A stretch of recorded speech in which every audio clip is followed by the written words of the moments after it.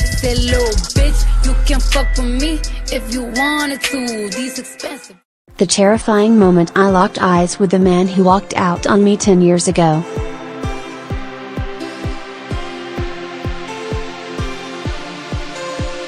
I was about 11 or 12 when my parents divorced.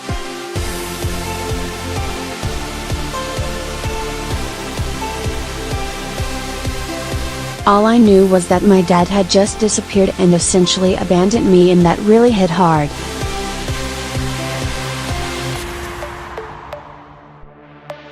I remember being extremely distressed and just crying for days on end.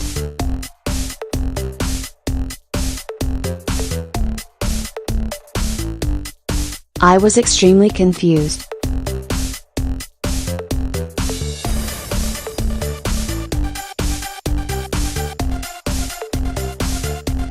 I didn't understand what was going on at all.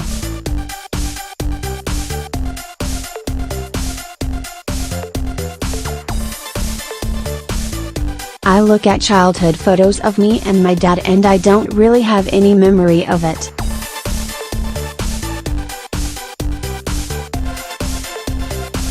But I appear to be happy.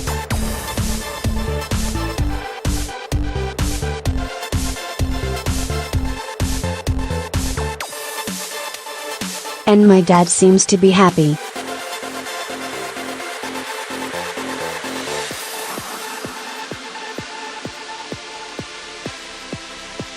Then suddenly everything came crashing down.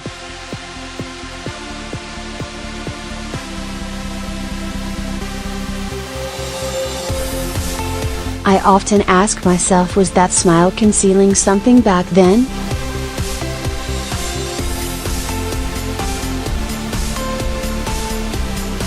When he left my mother, he rented a house down the road to be close to us.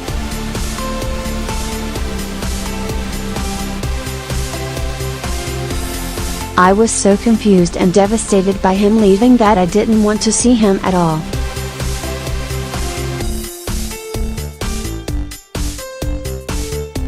Let alone know that he was close by.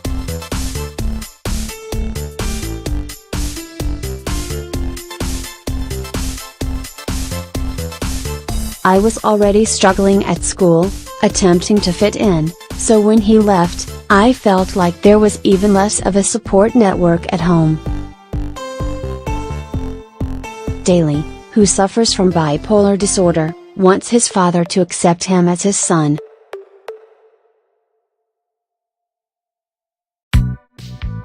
Source: SBS.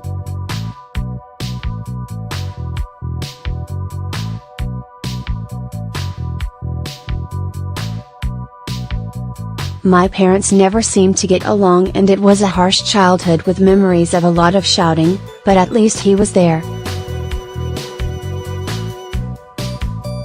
I think that it was one of the triggers for me to develop early onset childhood depression, which has now developed into full-blown bipolar disorder. Unfortunately, this wasn't diagnosed until a few years ago, so I never had the chance to tackle it for what it was. I've been taken to see psychologists, and there were many attempts at reconciliation with my father, but I had retreated into myself and away from everything else. I'm doing better now, but it's still not the easiest existence.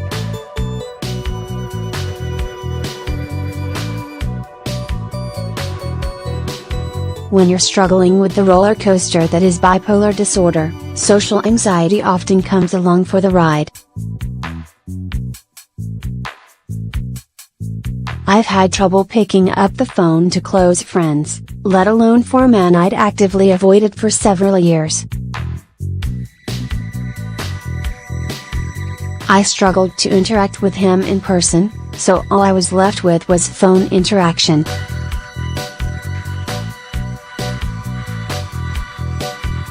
I would dread them.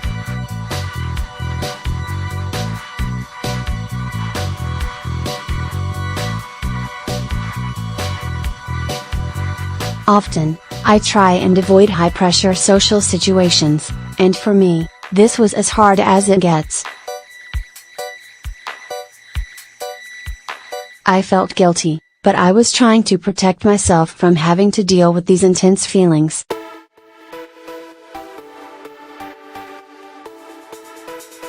I moved out of the family home last year, and so I'd have to finally step out on my own, which was a great experience. But I realized that I'd have little immediate support in Perth.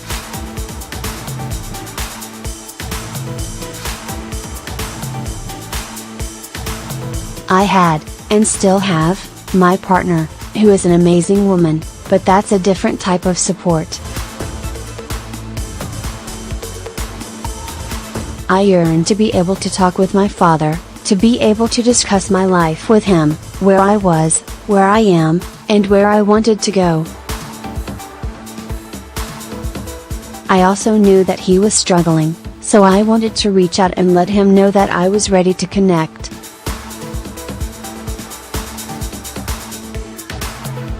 Or at least try and mend whatever connection was there.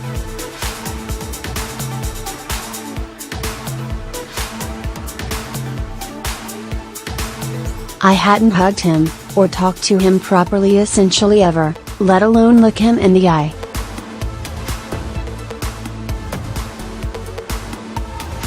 Steven struggles with depression, just like his son DALEY.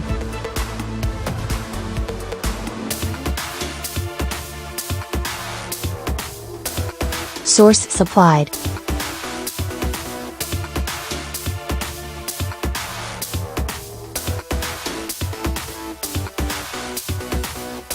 I'd heard about a program Look Me in the Eye and thought it might be a last-ditch chance to connect.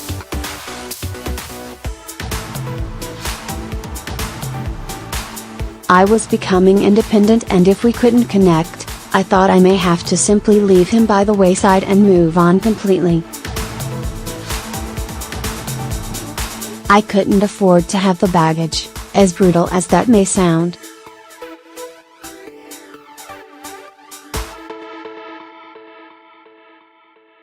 I applied for the program without his knowledge, thinking that he wouldn't want to have anything to do with it.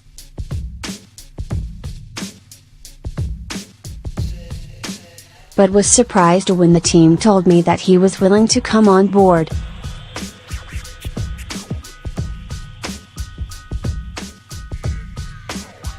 I chatted intensely with the producers and psychologist and came to realize some things about myself and my relationship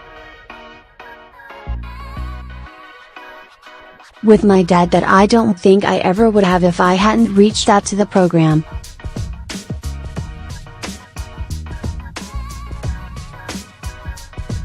When I got the chance to lock eyes with him, I was terrified.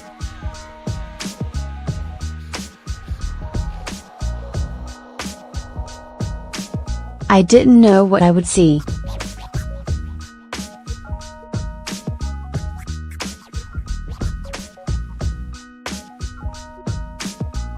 Would I cry, and do I want to cry? I instantly broke down.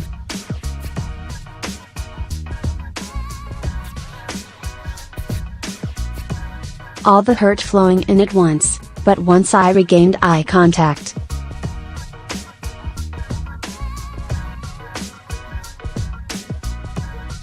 everything washed away and I was able to see the man before me.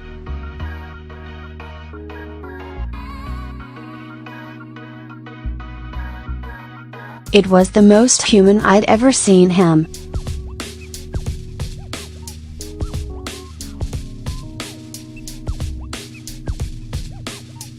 I saw myself 30 years from now.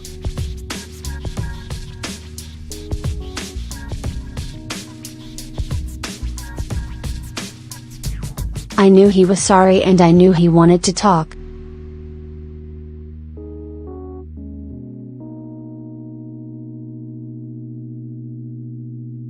He wanted to be a part of my life.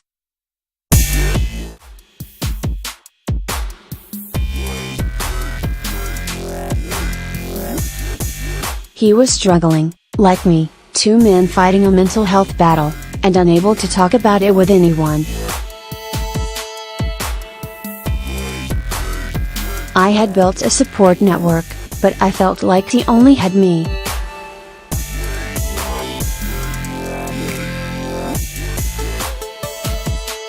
We connected in the most basic human way possible for the first time in a long time.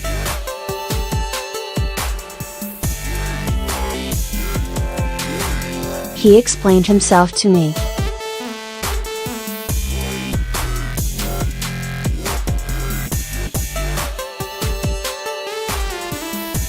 I explained myself to him.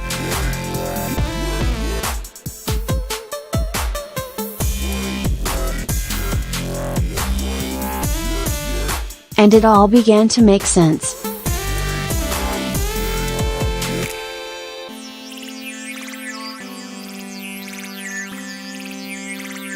We finally have a structure to build our relationship on.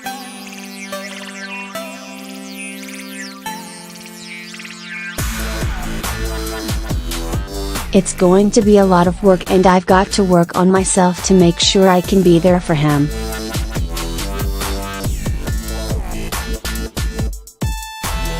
Even in the smallest way.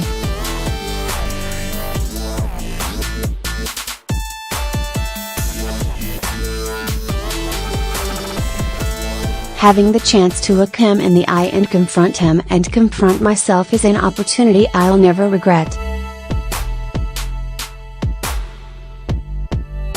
Daily King and his father Stephen will appear on Look Me in the Eye, which airs Wednesdays at 8:30 p.m. on SBS.